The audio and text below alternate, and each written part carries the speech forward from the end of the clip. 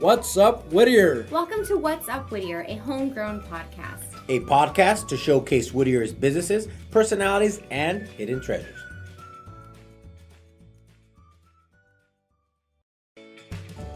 Hey neighbors, producer Christine here with this week's community corkboard announcements.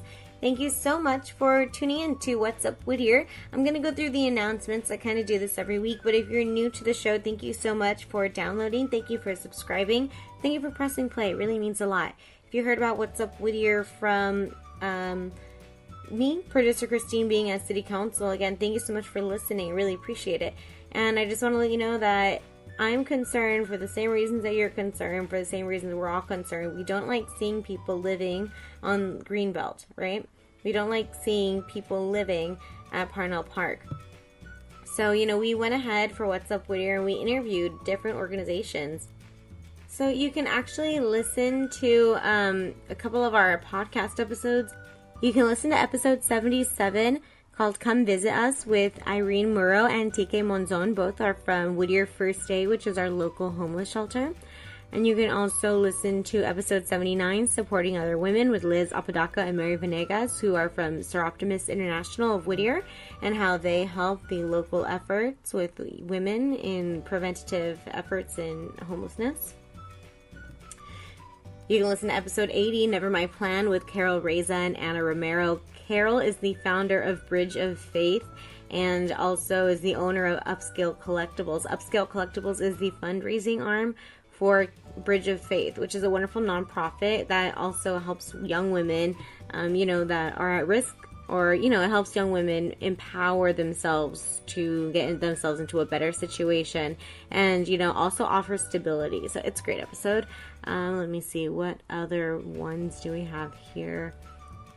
You can listen to episode 90, A Place to Call Home, with Constanza Pachon, who is from the Whole Child, and you can learn about what they're doing, in order to aid children and their families deal with mental health and all these other issues.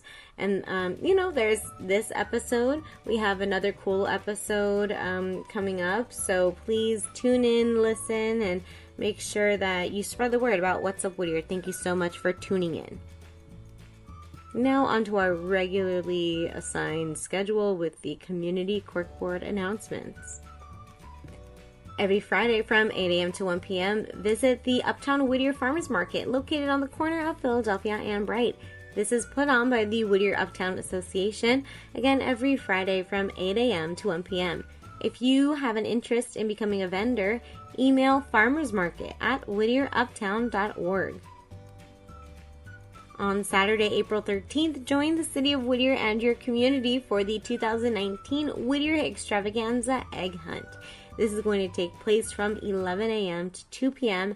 at Parnell Park, 15390 Lambert Road.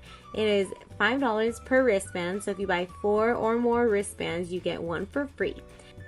It will start at 11 o'clock. The first egg hunt is at 11:30, and that's for little babies that are 2 and under. At 12 o'clock, we have 3 and 4-year-olds who can go on the hunt. At 12:30, 5 and 6-year-olds. 1 o'clock, 7 and 8-year-olds. And at 1:30, 9 and 10-year-olds. Again, for more information, we're going to put the Facebook link below. Just show up to Parnell Park on Saturday, April 13th, maybe a little bit before 11 o'clock so we can get started and have fun with these Easter egg hunts. On Saturday, April 27th, from 10 a.m. to 2 p.m., join the United Nations Association of Whittier for Whittier Earth Day celebration, a free event appreciating Mother Earth. So again, it's going to be taking place from 10 a.m. to 2 p.m. on April 27th at the Grassy Area Lot, 6718 Greenleaf Avenue. This is a free community event featuring speakers, yoga, kids crafts, and more. And after you do that event, head on over to the Whittier Historical Society and Museum for their annual Fashion to a Tea fundraiser, Runway of Curiosity. Again, this is their annual fashion show fundraiser. This year's theme is Alice in Wonderland. And we will start promptly at 11:30, so don't be late. 11:15, I would suggest getting there 11:15. 11:30 will be a really nice etiquette class. So again, this is at the Whittier Museum, 6755 Newland Avenue, which is on the corner of Philadelphia and Newland. For more information and to reserve your tickets today, make sure you give Nick a call at the museum, 562-945-3871. So the office hours, the museum's open every single day. Even if you want to go on a tour, go on a self-guided tour. It's always fun. I always learn something new when I go on a self-guided tour because I think I just give myself more time and, the house area, or maybe it's reading about Harriet Beecher Strong. Do you guys know who that is? She's like this woman who made a patent, an irrigation patent, so she can water all of her walnut trees. How cool is that? Well, she's an independent woman. That's how Whittier started. I think that's really, really cool. And I learned that at the museum. So you can go do that. And if you need a docent, someone to guide you, they're open Fridays and Saturdays from 1 to 4. Again, the museum is totally free. Admission is totally free. But if you want to go to this Fashion to a T fundraiser, it's $40 for members of the Historical Society and $45 if you are not a member of the Historical Society. So I'm sure Nick will be waiting for your call, and get on that.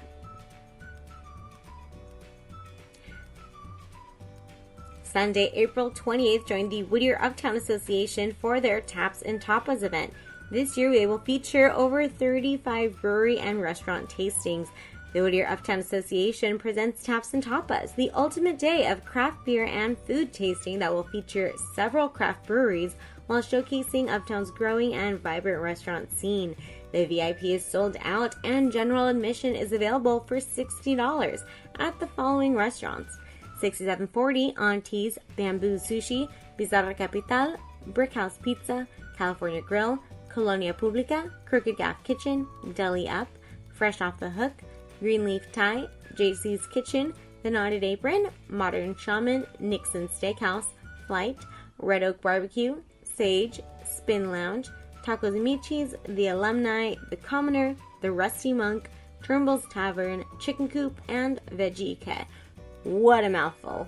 I'm so happy there's so many great restaurants here in Uptown Whittier. Here's some of the breweries that are going to be participating as well. We have Santa Monica Brew Works, Lagunitas Brewing, Angry Horse Brewing, Deschutes Brewery, Three Weavers, Slow Brewery, Chihuahua Cerveza, Pacific Plate Brewing, Brujeria Company, Unibrow, Bootlegger Strand, Ballast Point, Track 7 Brewing, Anderson Valley Brewing, and North Coast Brewing Co. This is going to be a lot of fun, so make sure you visit any of those restaurants and buy your tickets today. So this shout out goes to Captain Aviv Bar, who posted in the Nextdoor app. Join the Whittier Police Department for their annual open house. This is going to be a health fair and a Kitty K fun run co-sponsored by the City of Whittier Police Department and PIH Health. On Saturday, May 18th, from 9 a.m. to 12 noon, the Kitty K begins at 10 a.m. and it's free for the community. There will be tours of the police station, a health screening, helicopter landing, LA County Fire Department will be there. There will be food available for purchase, healthy lifestyle information, and fun run pre-registration available. For more information, call Parnell Park at 562-567-9450 for their Parks and Recreation Department, or Whittier PD at 562-567-9200. Alright guys, thank you so much for tuning in this week, and I hope you subscribe, and thank you for downloading. Thank you for hitting the subscribe button and pressing play. My name is Christine, and you can follow me at The Singing Moon on Instagram. You can go to my website, ChristineSingerLuna.com. Lucky for you, I am a certified California public notary, so you can go to my website and look up more information there on how to contact me. If you need a realtor, you can hit up at Remo the Realtor. If you really want some great customer service and just meet some really wonderful people, trust Team Remo the Realtor. Go to RemoTheRealtor.com and check out Remo the Realtor on Facebook and all social media. If you are looking for an architect that you can trust, a project manager, well, head on over to j2architects.com to learn a little bit more about the J2 Architects firm and speak to Jesse at J2 Architects by going to their website and their social media at J2 Architects. Again, thank you so much for tuning into this podcast episode. We hope you enjoy it. If you know people from Whittier, maybe people who have heard about Whittier, let them know about the podcast. It's something really cool that we have to offer, and I think that it gives people a great insight into our community and how much we all kind of care for each other. This is youth-friendly town, and I think it shows when we all come together for a great cause. This is a really great episode. Like I said, I hope you enjoy this series that we have going on in regards to the homelessness in our community. Take it away, Jesse and Remo.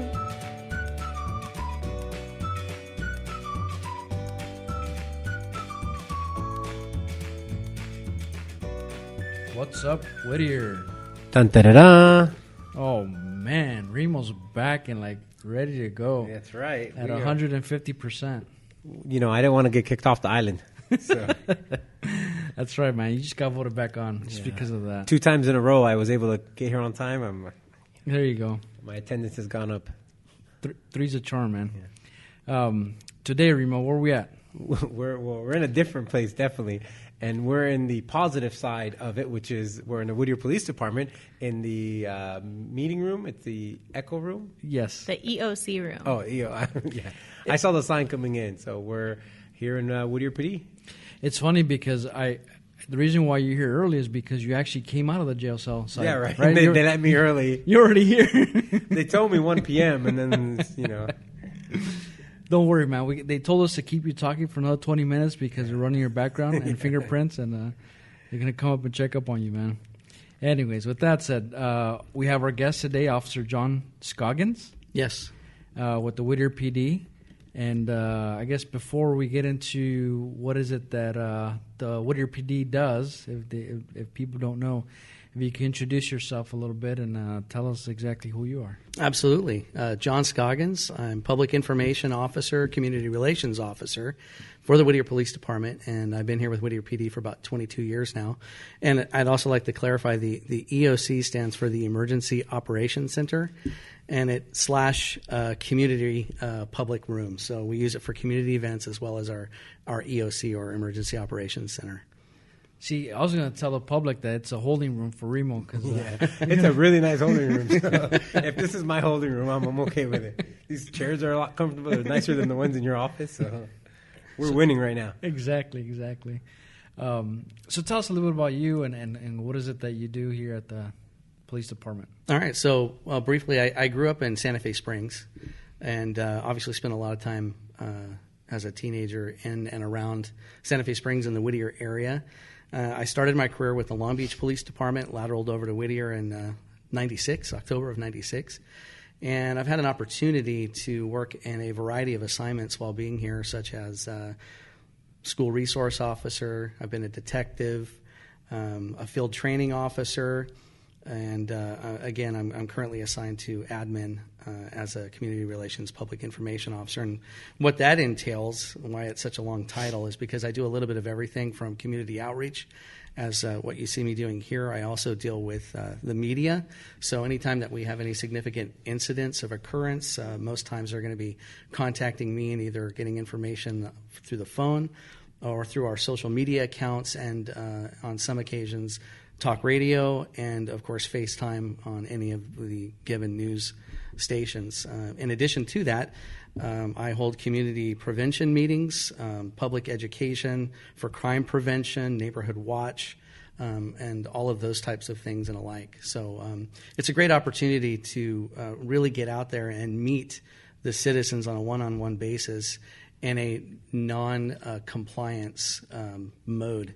And what I mean by that is I'm not out there enforcing the laws or anything of that nature. It's just an opportunity for me to meet with people one-on-one, and it's a good way to connect with the community and for them to see a different face of the PD, so to speak. And speaking of face, I've been told, especially since this is a podcast, that I do have a face for radio. So I'm very happy that you want to do this interview today. You and us all. Yeah, we're with the right people here. Yeah. So you're essentially like the conduit between the public and the PD in terms of trying to get that information out there. But does that come with a gun? Yes. Very cool. So there you go, Remo. You can have a mic and a gun. Yeah. Yeah, I'm still a sworn officer. So how it works within Whittier PD, because we're a smaller agency, we also patrol Santa Fe Springs. So between the two cities, we have about 124 sworn officers. And to better train and make sure that the officers are more well-rounded, and I think probably more importantly, to make sure that people don't experience burnout, our specialty assignments, which is what I'm currently in, is only about 5 years. Oh, really? So once you become a detective, it's 5 years. There are some positions that can get extended to a maximum of 8, but the majority of all the other specialty assignments, whether you work in motors, narcotics, special enforcement team, community relations, those are all 5-year spots. And at the end of the 5-year, we have to come out and at least do 1 year on patrol before we can put back in for another specialty assignment. And it works really well to prevent fatigue and burnout within the patrol functions, but it also makes the officers more well-rounded so that when they do go back out into the field, into the patrol function, they have a whole different style and way that they police the city, and they have a different set of skills and expertise that they can bring with them as well. So we found that it's a very successful way to do business, and I think a lot of the smaller agencies do things very similar. So, but does that mean that you could come back and reapply for the same position after the 5 years? Yeah, after in theory, you do 1 year? Sure, if there's an opening available. Yeah. And in very rare instances, if for whatever reason no other officer has put in for the opening, then they can extend you if you so desire. Nice. But that happens on, like I said, very, very rare instances. Most of the time, you're going to have anywhere from 3 to 5 people that are interested in your position once it's available. Based on those, the amount of what do you call it, police officers or officers, what kind of departments do you have or are currently in Whittier? So in it's Whittier, a detective, but sure. What are the actual you mentioned departments? Narcotics and right. Well, patrol is our number one priority. Providing patrol at its basic is the first thing that we have to do. Anything above and beyond that is kind of like the cherry on top, right? So along with that, we have the Detective Bureau. We also have the Traffic Bureau. So those are your guys that are out just doing traffic enforcement, traffic investigations, investigating hit and runs. If we have a fatal collision, they're the ones that come out and do that investigation. I kind of wanted to get a little more specific on that. I think most people know what the detectives do. But we also have like a subset of the detectives, which is our special enforcement team. And they deal with a variety of issues, which could include gangs, narcotics, and even petty theft, vandalism. Depending on whatever issues are occurring in the city that is becoming a priority, quality of life issues, things like that, they're going to focus their efforts and see what they can do to have an impact as that's involved. I'm trying to think. We have some other things, like we have people that can get onto the training team. These are more like ancillary duties. It's not their actual position, but we do have a SWAT team. We have canine officers. We have 2 canines in the city of Whittier. Are those patrolling canines, or is it just more specialty canine? Both. They patrol. They do handle calls for service, but their primary function is to deploy the canine when needed. But if it's not needed, then they do handle calls for service, and they have a specific patrol shift that they're assigned to. It's typically going to be swing shifts covering the week and weekends, because that's when you're most likely going to be in need of a canine, is later on in the evenings or early morning hours, 1, 2, 3 in the morning. Is the canine only around when his handler's around or that officer's around, or right? It's almost like a partnership. Yeah, yeah, absolutely. It's their partner, and they go home together. God. They have a kennel at their house, and they're constantly training. And there are even times where they get home from their normal shift, and we'll call them back and say, we just had an incident, we need a canine, and they have to drive back. And the canines love their job, I think, more than the handlers do. They're always really excited to be here.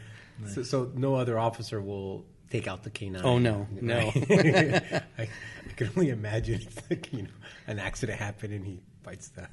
an officer. Right.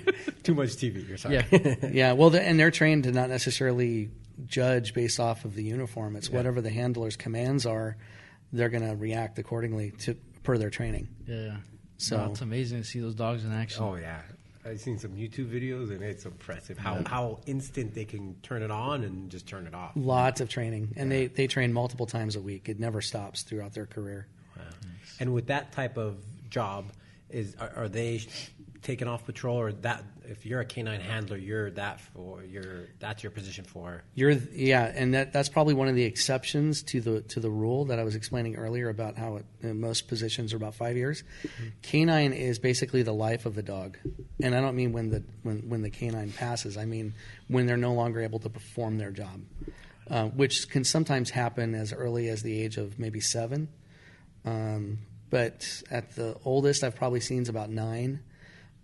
But 7 is probably a good average when they start maxing out. They start losing their abilities to smell the same, to function and perform the same, because as we know, they age differently. They age more rapidly than us. So, by the time they're 7, they're about 49, 50 years old in human years. So. Yeah.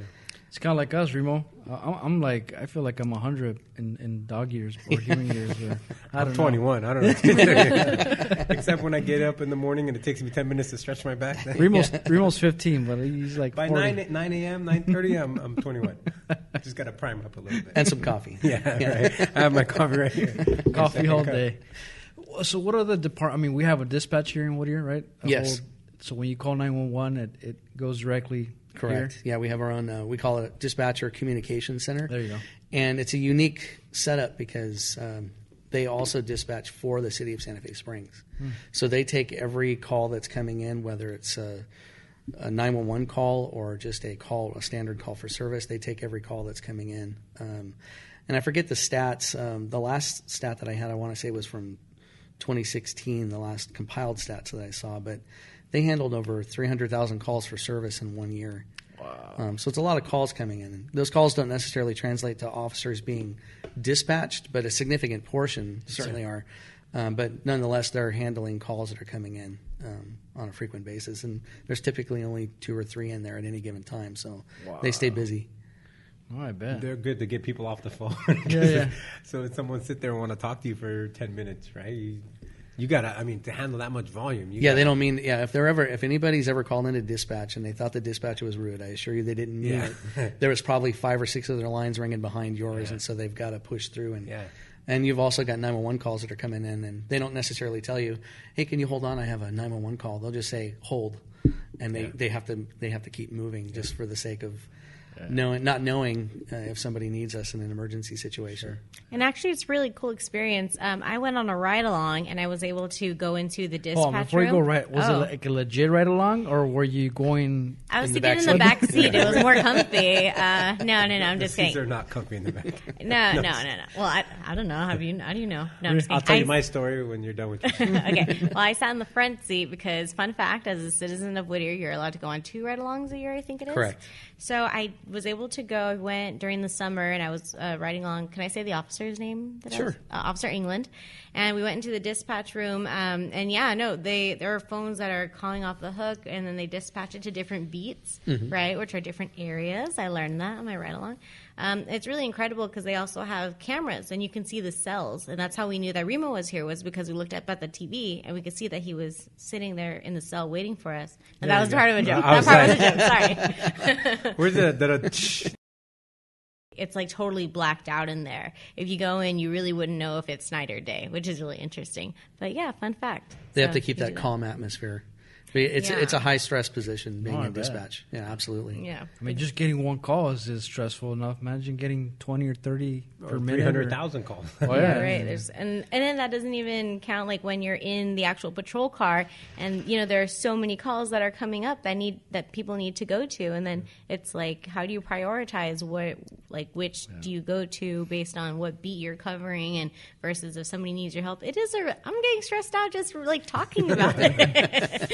And typically there's usually 2 dispatchers handling incoming phone calls and then generating calls for service, and then you have one that is designated to the radio, meaning they're in communication with the officers in the field. So when the ones that are the call takers, they end up inputting the call as they're taking the information, and it's generating a call to the dispatcher that's on comms, and they're sending officers, sometimes depending on if it's an emergency or not. Sometimes that dispatcher that's taking the call is, as they're abstracting information from the caller, it's going almost simultaneously to the one that's on the radio to the officers, because we want to try to get them there as soon as possible. And it's also why, dispatchers, they have a certain amount of information that they need. And it's good to try to clarify that too, because a lot of times our callers think that they know what we need to hear. And we know that they're trying to get us the information, but they need certain facts and data first and foremost. And so they're going to, it's almost like Jeopardy, right? They're going to try to correct you and bring you back onto the information that they specifically need to give to the officers, and then everything else will fall into place. But just have patience with them and answer their questions as best as you can, and then just go from there. Nice. Well, the person that's not the call taker, but the other person, what do they do when they get off of work?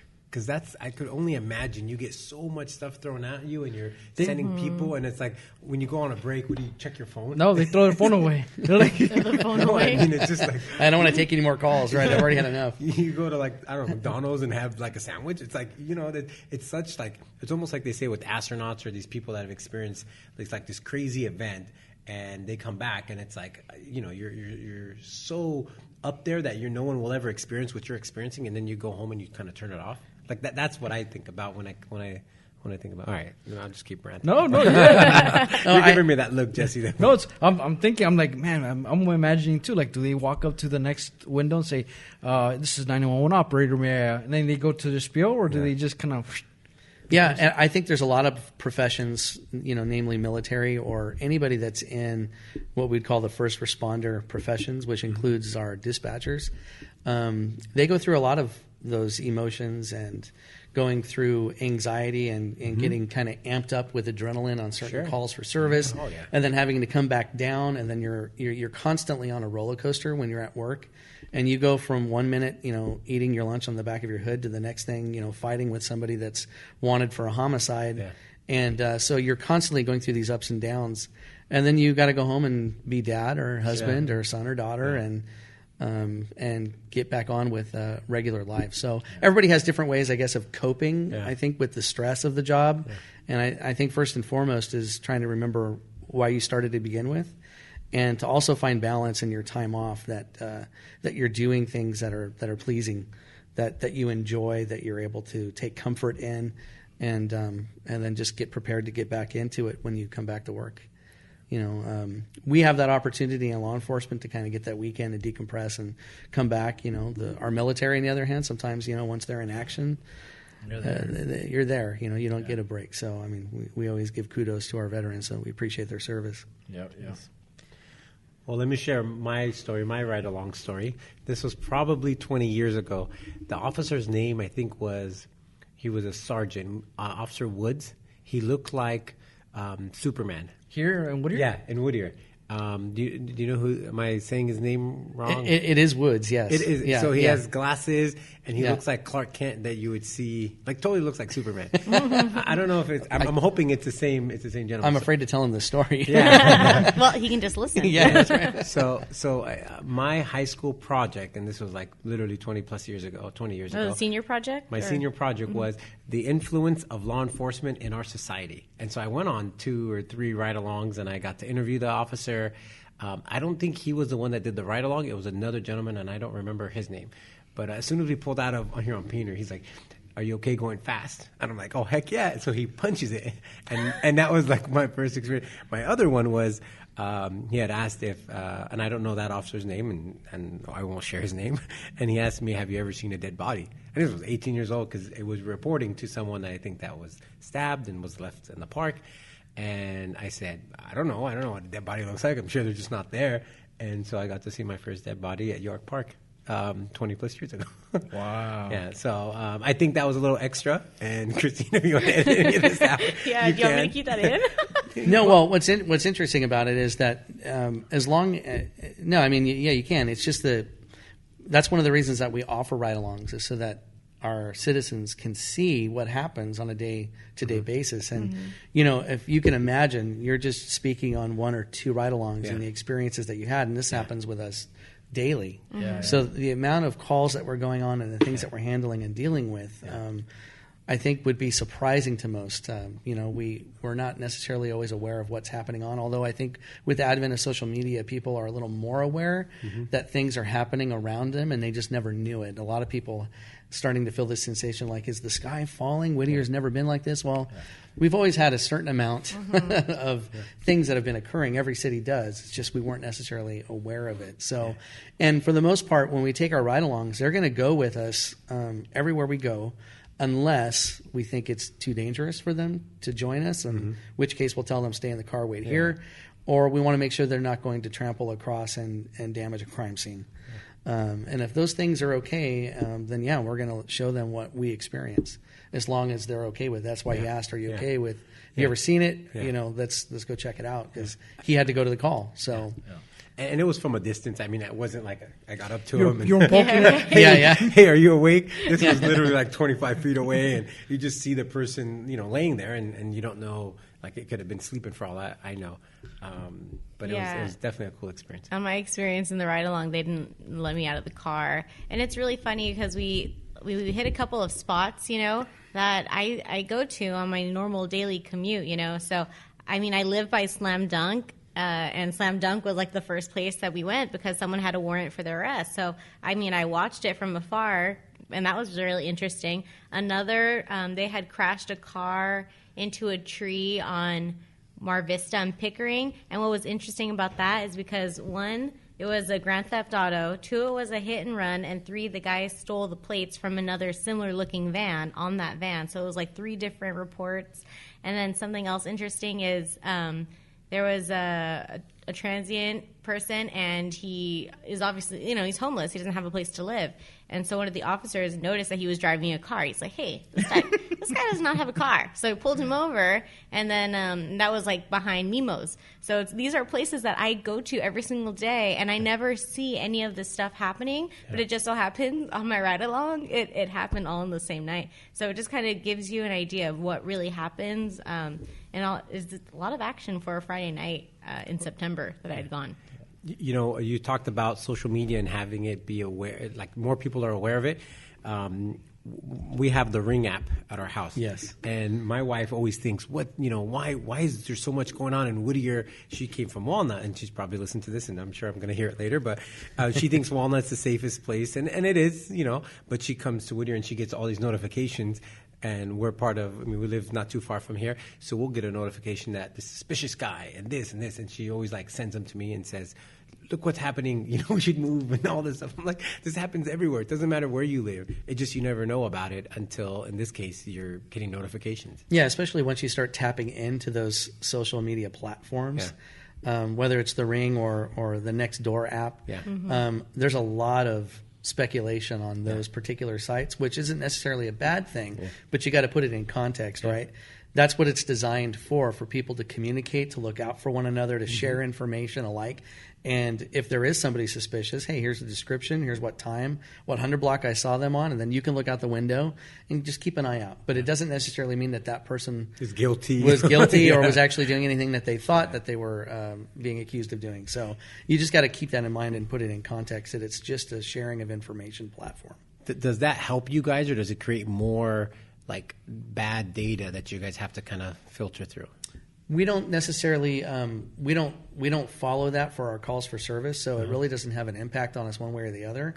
I think once they choose to call us, then it can benefit us because there could be information shared, a picture taken of the suspect, and uploaded onto the platform that we can later use for evidence. And so I think in the long run, it does benefit us. I don't think it's going to hurt. The sharing of information can only help. And it's funny you say that because, with the whole invention of a cell phone and having a camera in the cell phone, in my kind of way of thinking, I would have thought that crime would have kind of tailored down a little bit just because now everybody's able to capture something, right? You can capture a license plate, you can capture a picture of the person, or so on. But it seems like it's not getting any better, right? Like it doesn't matter whether you have the tools or not. I mean, does that make sense? Or? Yeah, absolutely. I think we're at a crossing point, though, with our technology and our ability to recognize, prevent, and develop information to prosecute crime. By far is probably the best that we've ever had it. And we do use that information. But we're also at a time right now where we've had some legislative changes occur, passed mostly by the voters here in California, that have made the prosecution of those said crimes a little more challenging. So we have had some increase in our property theft and property crimes, if you will. I would want to say maybe starting around 2014, I think, was when Prop 47 passed.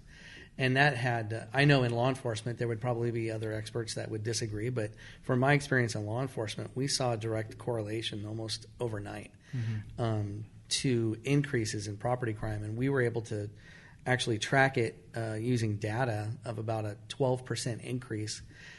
The good news is that we have had that increase, and it wasn't just in Whittier, it's statewide. Right? That increase occurred between 10 and 14%. It fluctuates. It hasn't gotten worse than that, but we also haven't been able to get it back below to where it was before the passage of these laws. And not to, maybe Prop 47 is a conversation for another night, but look it up. It drastically changed the way that we do business in law enforcement and our abilities to make arrests. And that's big. I mean, I think the proposition you're talking about is a reduction of like misdemeanors and essentially what gets a higher sentence and what gets a lower sentence. Anytime you reduce sentence or punishment the way I want to see it, or I would see it, anytime you reduce that punishment, it's just going to get worse, because at that point there is no punishment for your actions. It's like telling a kid, hey, stop doing that because, one is going to be the spanking, next is going to be the bell, and so on, right? If it gets to a point where, like, you can just keep telling them without a repercussion, then it's just you telling them, and there's nothing changing them. And you're right, you see it everywhere, every city. Even on my side of the town, it's I could see that, how it's changed. I'm borderline La Mirada, and there in the city of La Mirada, it's been, again, one of those neighborhoods that's kind of like what you said, Remo. It's considered a safe town, right? Safe city.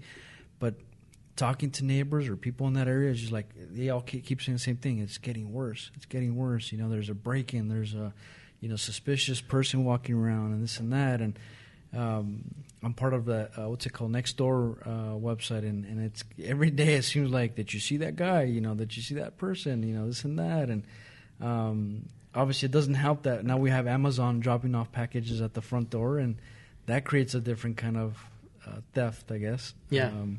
But it's just, I don't know. I think I hope it's going to get better. But until we nail down how to deal with some of this stuff, I think it won't change. In our neighborhood, we don't get the suspicious guy. We just get 2 coyotes on this street, 1 coyote on that street. Like, get a lot of that too. Yeah. Enough with the damn coyotes. They're there. Yeah. Well, and I think that when you look at some of these propositions, whether it's AB 109, Prop 47, Prop 57, I think that there were some well-intentions behind them, and that they recognize that a lot of the issues that we're talking about have to do, at the end of the day, with addictions. Mm-hmm.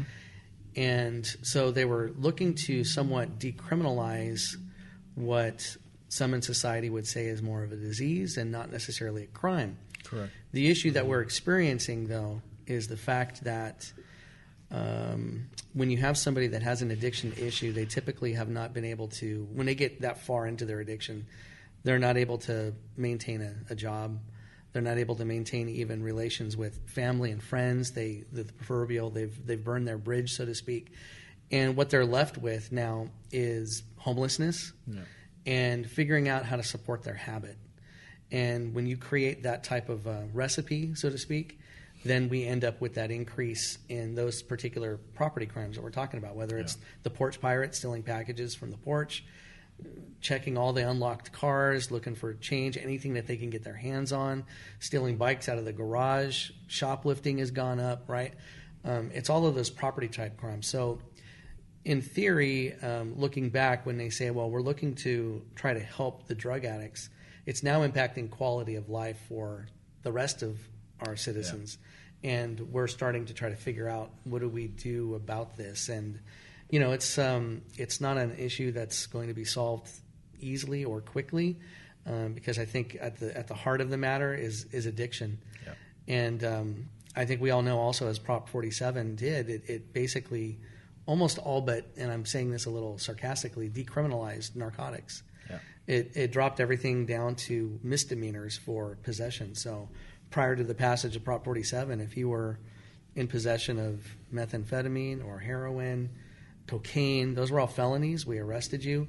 And at least, like you said, there was some type of a consequence. You'd usually have to go to court.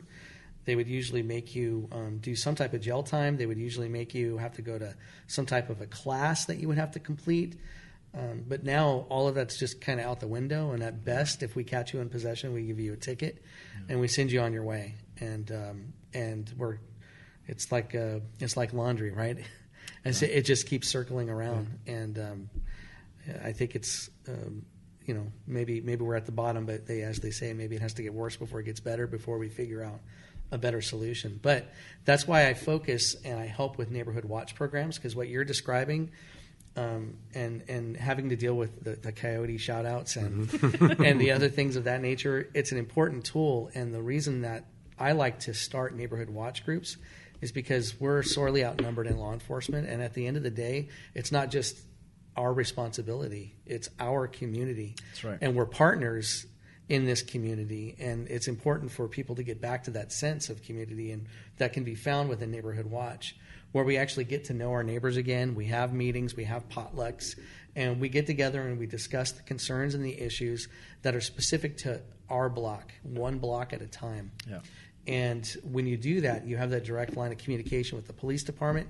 You'll actually start to see some resolution to some of the issues that you're experiencing until the next one comes along. But at least you know that there's a way to kind of deal with it. And being a part of those groups, those platforms, whether it's social media or starting a neighborhood watch group, which I strongly recommend, it's a way for us to work together to combat these issues that we're discussing today.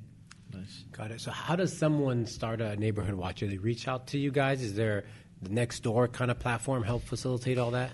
And what if you don't want to invite one of the neighbors? Yeah. You think he's the one that's doing things?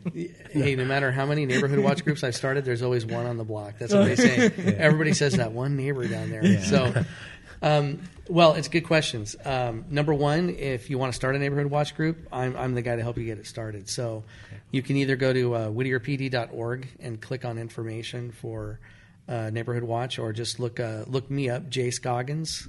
That's my first initial, the letter J, and Scoggins is SCOGGINS at cityofwhittier.org, or you can call me directly at my desk, which is 562-567-9210.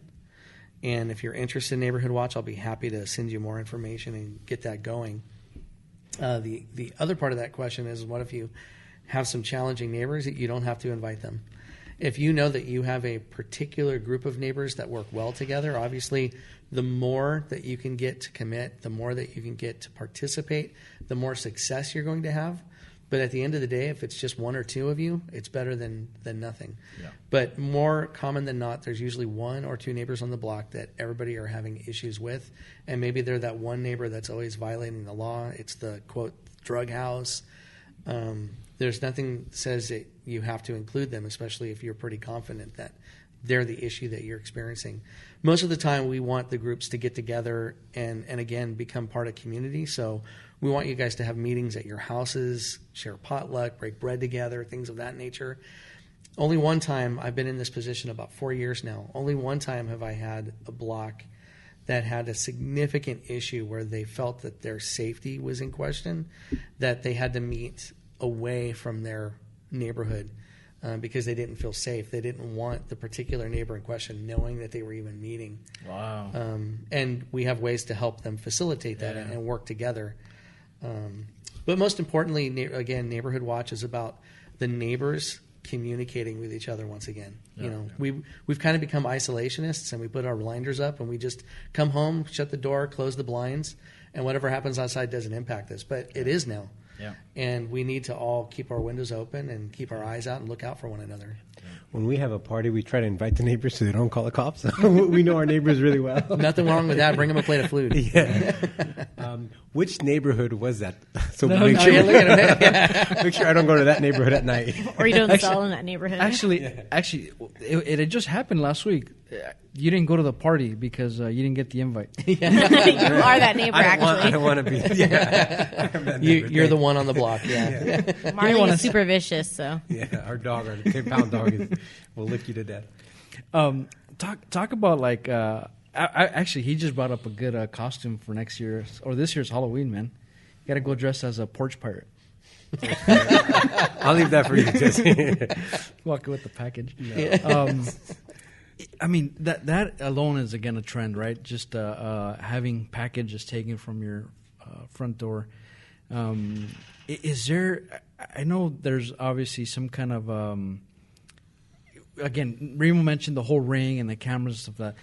Like, is that information that you guys are wanting to take from somebody who's captured something on camera, taking a package?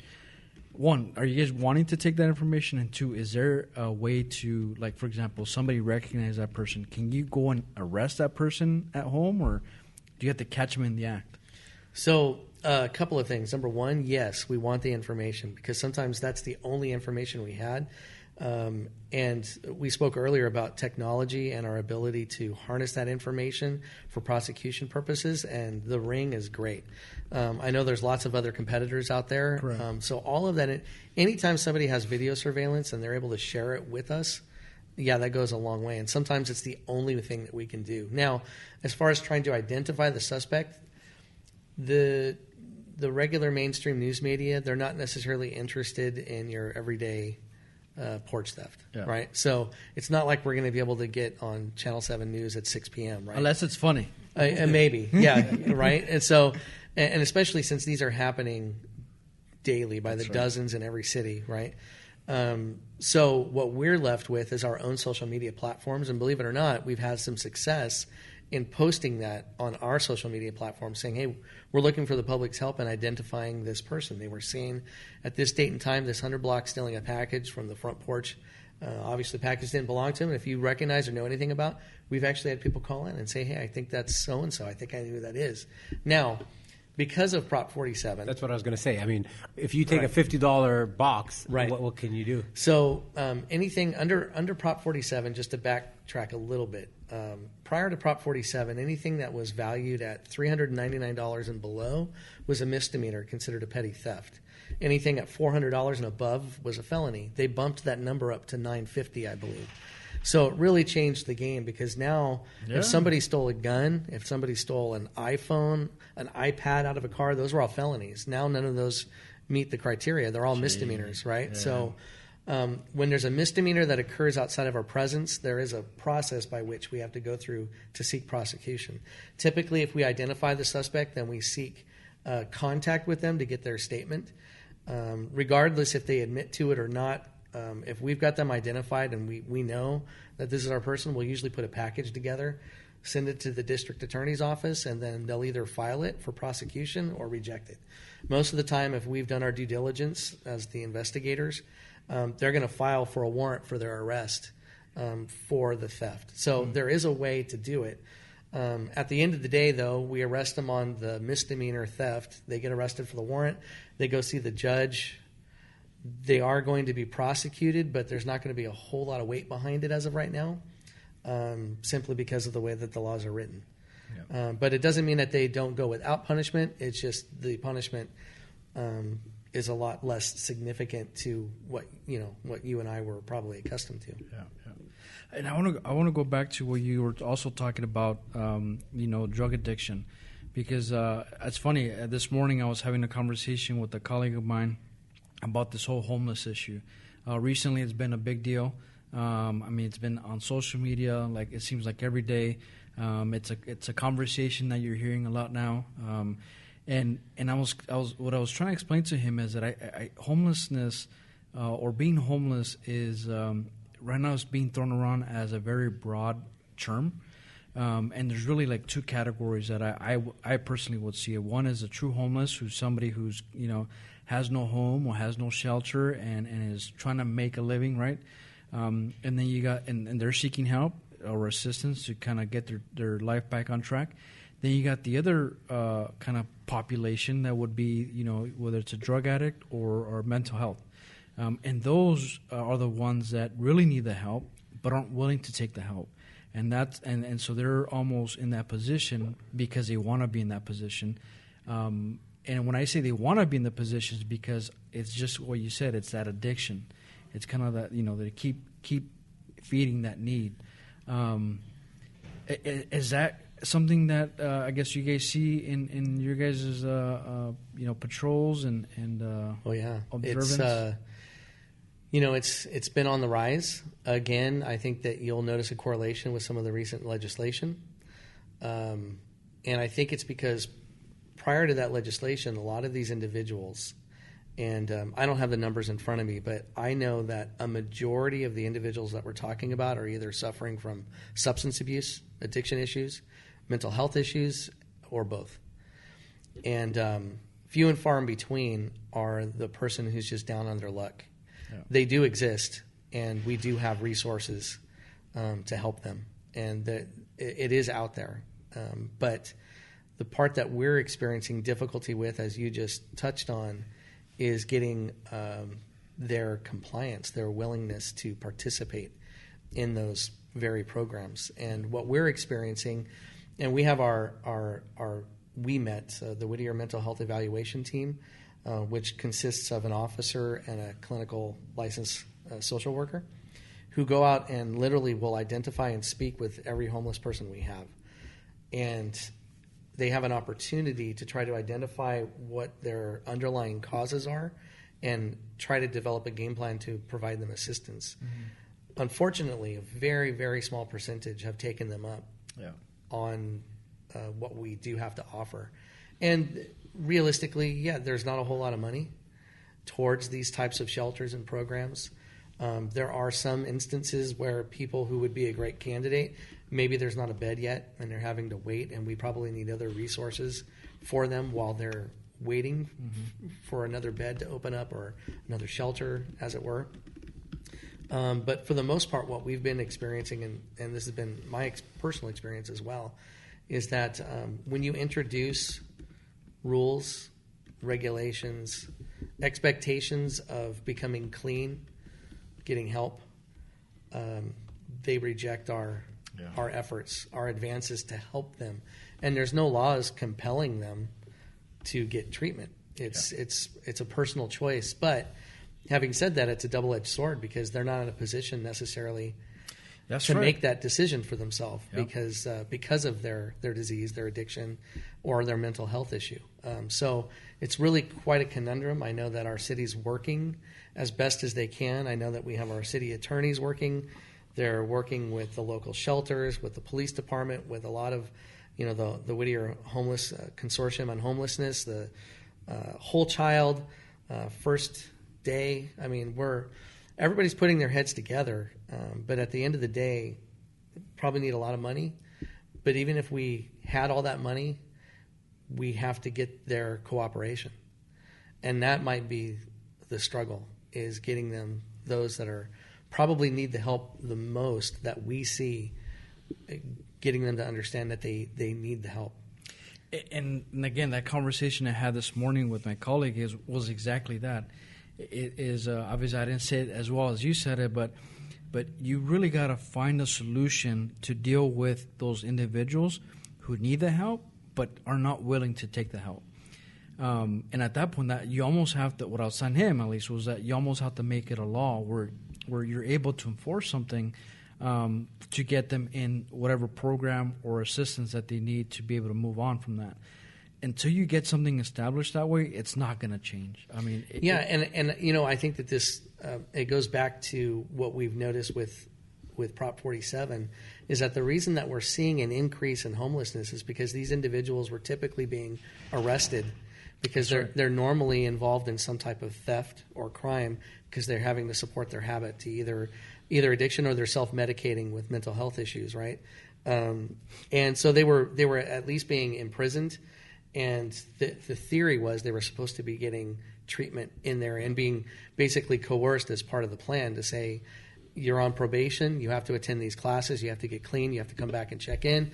But that wasn't working either. So we kind of went to the other direction, and now we're seeing this increase in homelessness. And I think at the heart of the matter, it's not that we, and people would disagree with me, and that's fine. It's not that we have a homeless issue. I think we have an addiction issue. Yep. And we have a mental health issue. Yep.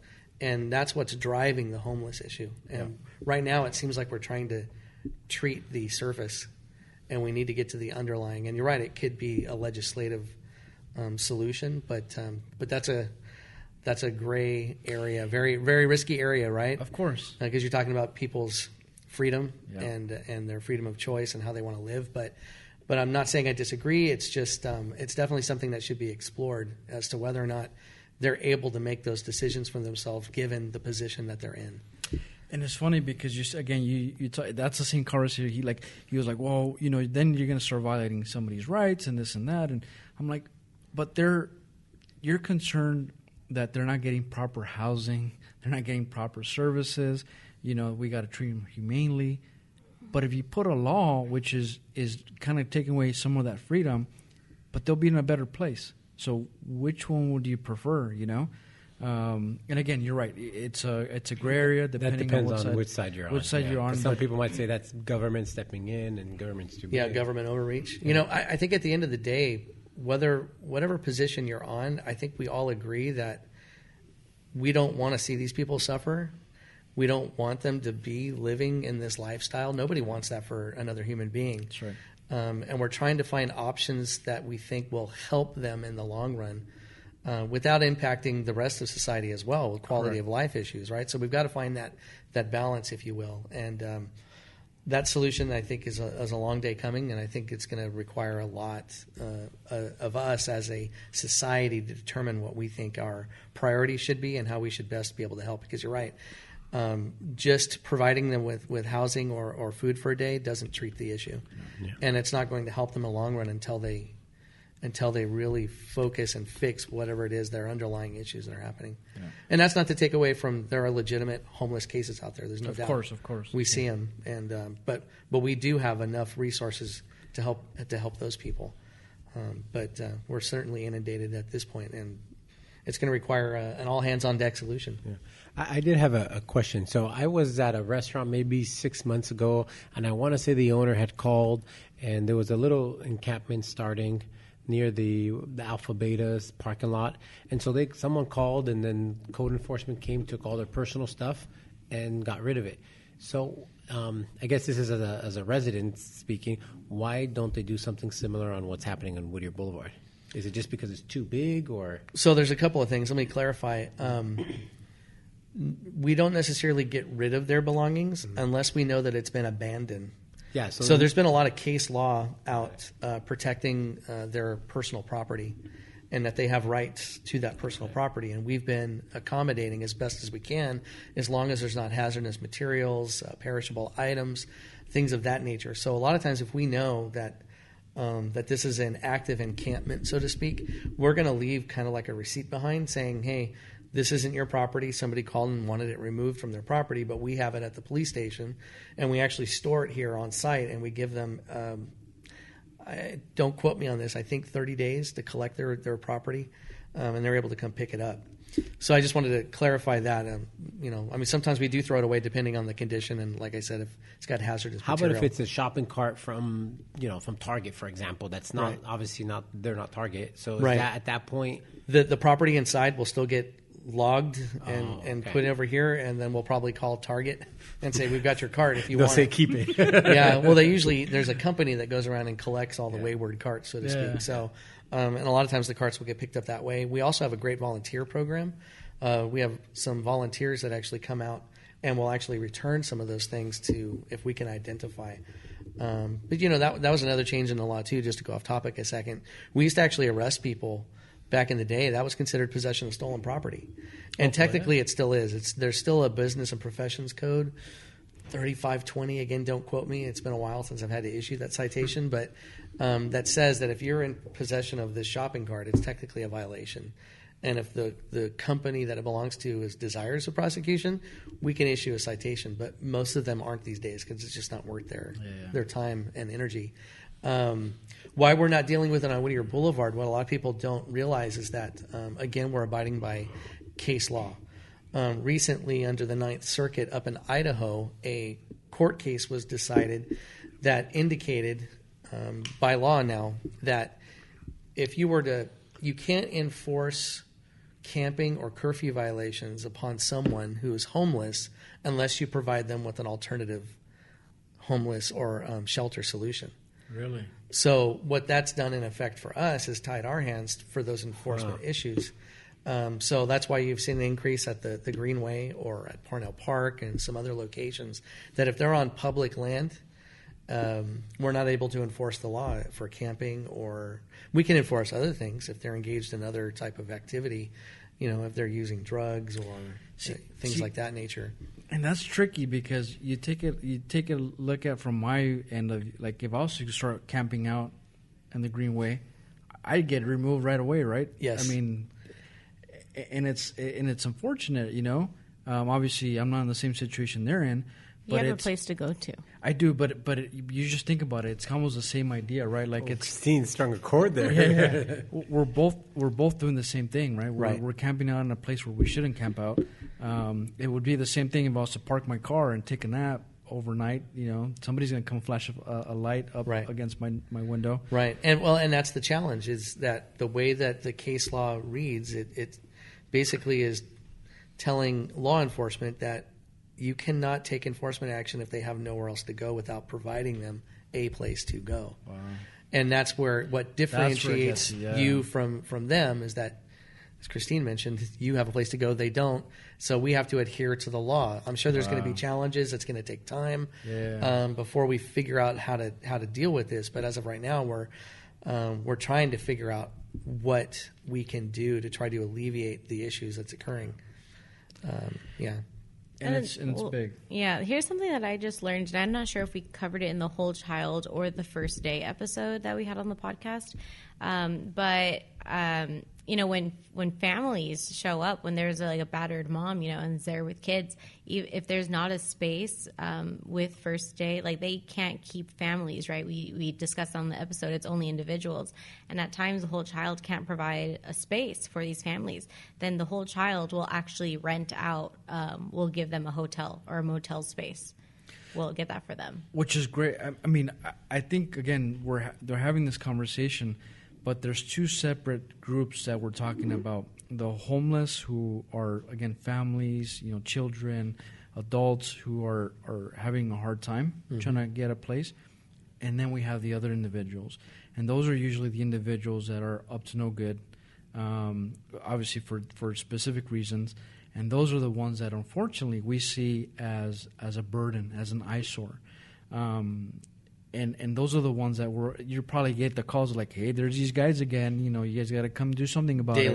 Daily. But then you go kind of like what you said, that wash cycle where you try to help them, you offer to help, but they don't decide to take on the help, and then you're just kind of going in circles, right? Right. And that's my big issue, is that I think we, in terms of I guess if we're to start a campaign today and how to help with this homelessness, is that we start defining what that means and really start categorizing these situations. So when we talk about homeless or whatever issue we're talking about, mental health treatment, is that we're being clear to the public on what situation we're dealing with. Because I think the homeless, for families and children and people who are struggling, I think as a city, I think we're doing a really good job. Based on everybody we've talked to on these nonprofits. The other case is the one I think we're struggling just because of the laws. Right. But I think that's what as a public, we need to get more information out there to them. With that said, before we wrap up, I want to kind of mention two things. I think my business is in Uptown. You went out a couple times to do like a business owner kind of coffee with the cop. I think you guys do that as a monthly or as quarterly, needed, right? We do coffee with the cop quarterly, but now and then the Whittier Uptown Association will put together something like that and then invite us separately, maybe once a year. Which is great because the last time you were there, you gave everybody some useful information, kind of like what to do, what not to do, kind of keep your eye out. So that was good. I appreciate that. I know you guys are going to do another one coming up. Or you guys just had one March 14th. We just had a coffee with a cop in Uptown. There you go. And so that was one. The other one is I want to say maybe like 4 or 5 months ago, you guys brought down like the biggest tagger in Uptown, or actually throughout the city. So kudos to that. I mean, talk about having social media play a big role. I mean, do you want to speak about that and how you guys document it? Because I thought that was really cool. Yeah, we have a software basically called Graffiti Tracker, and we have you guys have probably seen one of the hardest working crews out there, which is our graffiti removal crew. Right, those guys, it's a full-time job, and they're out there every day. We typically try to get, as soon as somebody reports it, we typically try to have it covered up and removed within 24 hours. It's the broken window theory, right? So they're usually on it. Now, what they do is they log and document each incident, and it also gets like a GPS coordinate put into the system that gets uploaded into the graffiti tracker. Our special enforcement team are the ones that are investigating vandalism and graffiti. And whenever they happen to arrest, when one of our patrol officers arrests a vandal or a tagger, we look at what their moniker is, and then we run it and compare it into the system. And then all of a sudden it'll populate and say you've had 16 incidents. Jeez. And we're able to pull those, compare the actual photographs to the photographs of the individual we just arrested, and we can make that correlation through our interrogation. They'll usually admit to it because they actually want the notoriety. And then that's how we're able to put a package together. And the one that you're speaking of, I don't remember the exact number, but it was well over 50 incidents with over $10,000 in damage. Yeah. It was pretty significant. Well, what got me on that one was that it was like a 20-year-old. Like I think he was 21 or he was older. Yeah, absolutely. We're like, what the hell are you doing tagging walls that old? Yeah. He probably started much younger, and it's just something that he's continued with. Because you're right. I think most of your taggers are going to be teenagers. Yeah. You know, starting at middle school age up to the high school range, but you've got a few exceptions to the rule that haven't let go. They haven't. Is there anything in your system that says Remo? When did when did you stop tagging? I was gonna say that sounds familiar. Last year, what's really funny, next to our office on the 5 and Valley View, have you seen it? I think you sent me a message. Do we all just like look at it now and think of Remo? No, someone wrote Remo like 3 times in front of like literally 200 feet from our office in La Mirada, and people at the office are like, "Did you really tag on?" I was like, "No, I didn't tag on the thing." I think before we leave here today, I'm going to need a handwriting example. I was like, wow, that's really good circles. And you thought you were a visitor, my penmanship is not that good. It's just a bunch of scribbles. Oh man, what else are we missing in terms of, again, you guys have done a lot of great stuff last year or throughout the year. Is there anything, I guess, because we always hear the bad, right? Is there anything good or not good, something that you want to talk about that kind of shines light to something that maybe the public hasn't heard of, hasn't seen? Well, I just want to make sure that everybody knows that we're here to listen. We're here to take your concerns. We do take them all seriously. The issue that we experience, and I just want to clarify certain things. One of the biggest, and I don't even want to use the word complaint, but I guess concern would be, a lot of people are concerned about how long it takes us to get to certain calls, or I've even heard we called for this and nobody even showed up. So I wanted to take that opportunity to say, I guarantee you we showed up. It just may not have been timely, and that we're not unlike a hospital in which we have to triage our calls for service. A broken arm at a hospital is important, and that patient is in pain and they need treatment, but a heart attack is going to come first. And we function that very same way. We have to triage our calls for service. And it's not that your call is not important, because at the end of the day, it's quality of life issues, and we recognize that. It's just that we're not able to get to that call immediately because we're probably handling a priority call. And so the best thing I can suggest is to continue to call. Don't be discouraged, because when you call in, it creates a log and it creates a crime pattern and a trend, and we're actually able to do something with that information. And then especially once you start a neighborhood watch program, all of those little things you start plugging in, it all starts having an impact, makes a positive impact, and it allows us to have some teeth, so to speak, that we're not just kind of randomly patrolling. We actually have some data to support why we're checking this area at this particular time, because we've had X amount of calls for service. And when you have a neighborhood watch program, or somebody turns in a ring and they've actually got a picture of the guy and they've provided it to their PSA lieutenant, which is a neighborhood watch phrase, we're able to put that information together. So I guess at the end of the day, I just want to reiterate that we want our community to get involved. Come visit us. We have an open house coming up May 18th, I believe it is. It'll be from 9 to noon right here at the police department. It'll coincide with the city's healthy 5K. If you got kids, I would recommend registering them with the city as well. You could probably go to cityofwhittier.org for more information as to how to register and do that. We've also got a drug take-back program coming up April 27th. It's a Saturday from 10 to 2. No questions asked. Any prescription drugs, over-the-counter medications that you just don't know what to do with, come by. We'll take it off your hands and make sure it gets destroyed and gets out of harm's way. That's my biggest take-back, is just get involved, pay attention to what's happening in your community. Visit, if you're not on social media, I'd recommend it. We're on many different platforms: Facebook, Twitter, Instagram, Nextdoor. Plug into any which one or all that works best for you. And it's a great way to get information from the police department, because the more we communicate and talk with one another, the better off we're all going to be. We're all in this together. And you guys had an event that usually happens here on the grassy lot. Is it like a wellness day, or? That's the open house. That's the okay. Yep, that's our open house, and we actually open up the station for police tours. You can come inside and check out everything that has to do with the inside of the station, take pictures. And then, we have it's a healthy 5K, so you have options for healthy living on the city side, and then of course they're encouraging you to participate in the 5K. And then how can people sign up for a ride-along? Contact me as well at Scoggins at cityofwhittier.org, or at the number I gave earlier, and I'll repeat it again, 562-567-9210. And I'll be happy to send you the information that you need for a ride-along. Now, if you're a convicted vandal like Remo, we probably aren't going to. Do I get a gun? Yeah. I think that's what I asked the officer. When I go on this thing, do I get a gun, a vest? What are we working with here? So there are a few exceptions to the rule.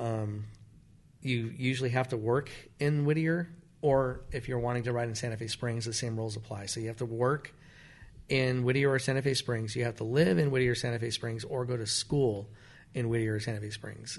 If you don't, then you're probably not going to be accepted into the ride-along program, simply because we would have, and we do get hundreds of applicants, and we have to figure out how to minimize the amount of people that are coming through on the ride-along program. So that's the first kind of line of defense, to kind of minimize how many people are coming out. Plus, we want it to be for our community. We want to make sure our community is participating.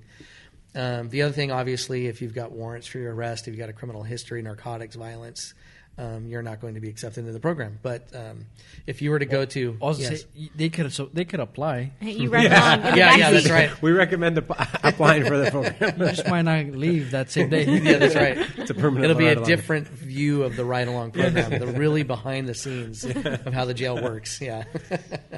But if you go to our website, whittierpd.org, also, and go into the programs link, you can find our ride-along PDF application, and there's a waiver and all kinds of information that's on there, and that has to be completed, and you just turn it in here to the station, and we'll process it. You need to give us some time to process that. It usually takes about 2 to 4 weeks, because again, we do run a background, and we have lots of applicants. So, and then we have to figure out the logistics of scheduling as well. A lot of times we'll ask what works best for you. Everybody always wants a Friday night, so if you want a Friday night, it's going to be longer. When I did my ride-along, last thing about my ride-along, I remember it was when Whittier used to cruise Whittier. And so Cruise Whittier Boulevard? yeah, so they would push everyone onto the freeway, and they would close off all the streets. And the officer that I was with, he would say, "Do you want to pull some people over?" And they would, I said, "I don't know, be sure." They would pull over people if they had anything hanging from the rearview mirror. Yeah. So it's an obstruction of view. And so that was the reason why we were pulling people over. That was I was actually I've been working here long enough that I participated in some of those where we would try to detour, and before it was fun. We allowed people to cruise. It was a way to bring people into the city. It was good for business, you know. But we started getting a lot of issues. We started getting assault with deadly weapons, and fights were occurring, and road rage incidents. And it started getting to the point that every weekend we were deploying all our resources to deal with the cruising, and we had to do something about it. So the best way to do something about it is to detour them back onto the freeway and issue people just a zero tolerance. Even if you've got something hanging from your rearview mirror, you're going to get a citation. It was the air freshener. And let's get this dude. That's right. Yeah, and pretty soon they stopped coming, and all of our problems went away as it related to that. That's right. It was kind of a sad end because it was kind of a cool tradition that had gone on for a while, but safety has to come first, and we didn't want anybody getting hurt. So that's right. Oh man, a lot of good stuff. All right, so let's wrap it up. We have some Whittier questions for you. These are the toughest questions that you're ever. I know you've been interviewed many times, and these are the questions that get people the most.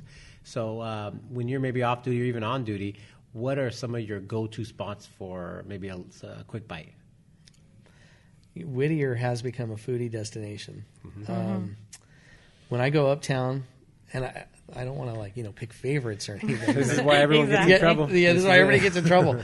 I have a couple of spots that I like to go. I like Crepes and Grapes. I like the Rusty Monk. Brickhouse Pizza is good. It's good for my wallet too. Yeah. And those are probably like the three go-to that if I know. Makiyaki. I don't know if you guys heard of Makiyaki. Oh yeah. Which one in Uptown? Yeah, the one in Uptown. On Bright. Yeah, on Bright. And then of course if you go out east, the Grub, Jersey Mike's. You go a little further out.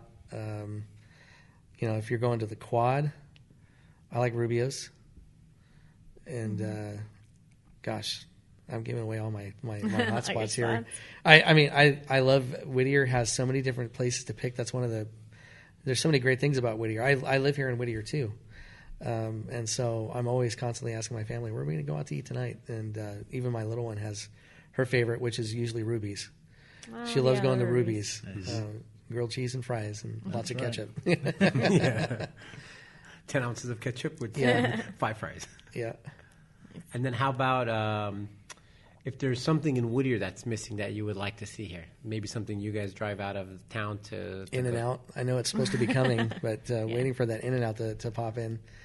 You know what? Gosh. There was just something the other day that I was thinking, Whittier needs it, and now that I'm on the spot, I can't remember what it was. I'll call you later if I remember. Okay. Don't call me at 2 a.m., please. Yeah. But definitely In-N-Out. I'm like, we need that In-N-Out. Now, before we end it, can we debunk the whole donuts thing? Yeah. It's all about the taco trucks. It sounds like In-N-Out, too. Yeah, we're going to switch it from coffee with a cop to taco with a cop. I think that'd work out really well, too. Is donuts a big thing here at the PD? Everybody likes donuts. Okay. I can tell you the history behind it. This is how it started. There you go. Okay, all right. Back in the day, it's frowned upon if we hang out around the station. Our position, our lot in life as a patrol officer is to be out in the field. So if you're hanging around the station a lot, it means you're not out there working. So that also means that we do a lot of paperwork, and we need places to sit down and write. Well, back in the day, before everything was open 24 hours, we're talking like the 1950s and 60s, the only places that you could find open late at night into the wee hours of the morning were maybe donut shops. And they would say, we don't want to be robbed.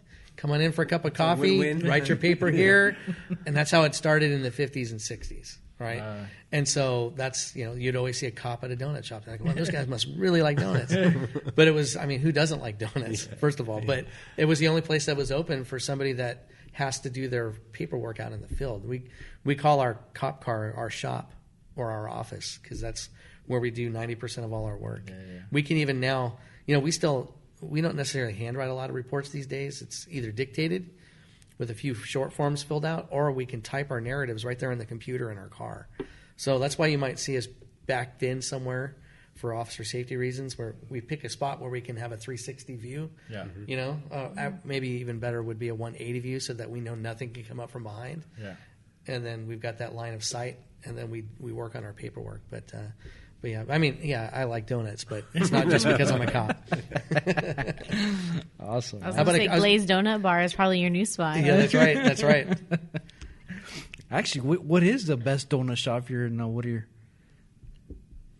Or what is your favorite? The one that I like going to is, and I'm drawing a blank on it. Is it Mother's Maid right there on Lambert and Calmata? Oh, yeah. Right by the Greenway Trail between, is it and I think it's between It's Kalima. Calmata. It's not the one Kalima and Gunn? It might be Lambert and Gunn. It's between. It's on Lambert between Gunn and Calmata. Or is that Mills? Florence? Mills It might Florence? be. Well, There you go. Oh my gosh! It's a little All right, different. well now Let's it's go a right mystery. now. We're No, heading no, to that area. Mother Maid. Yeah, I think it's on like Gunn and Lambert. Yeah, it's right? definitely Lambert and Gunn and Calmata right in that area. But and you know, they're big Dodgers fans too, and I'm a Dodger fan, and they there make you Dodger go. donuts every No year. way, really? Yeah. There we go, They everyone. were even featured this year. Eric Spillman was there at Channel 5 during the playoffs in the World cool. No way. Series when they made their donuts. Wow. Yeah. I gotta stop by, man. Yeah. Remo, what's your favorite donut shop here? I'm not a big donut person. Don't lie. Come on. I'm a Krispy Kreme fan. Oh, okay. You like pan dulce? Yeah, I like the Conchitas, the little Yeah. bakery in front of the Doubletree. Dollar store. Dollar Tree. Doubletree.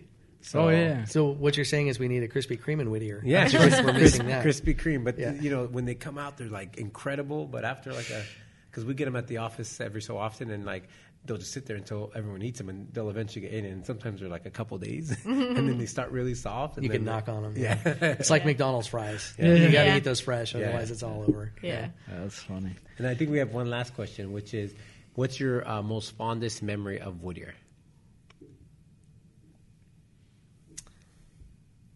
Boy, I just had a flash of several different. That's why there was a long pause there. Legal. Well, They're all I legal. would, like I said, literally about like a half a dozen pop. But I would have to say, I have 4 children. All 4 of them have been born here at PIH, Nice. and so probably their births would be the fondest one that I have here in Whittier. Nice. That's nice. Good. That's like the best answer we've got. Yeah. Our default answer is usually Skateland. Or Oh, nipple yeah. nipple. I do People remember just Skateland. but you know, that's the default answer where we get half the time. But Yeah. that's an awesome answer. Very cool. Well, thank you for coming on. We'll have all the information on how to reach you and contact you on our show notes for people who are listening to this. Want to go back, and then I guess we'll have to do it again. And with all this good, In good a jail information. cell next time. Next In the time we'll do ride-along it next time. behind the bars when Remo's there. As long as the bar's open. That's right. That's right. Well, thanks for having me. Yeah, I appreciate thank it. you. Thank you. Bye, Whittier. See you later, Whittier.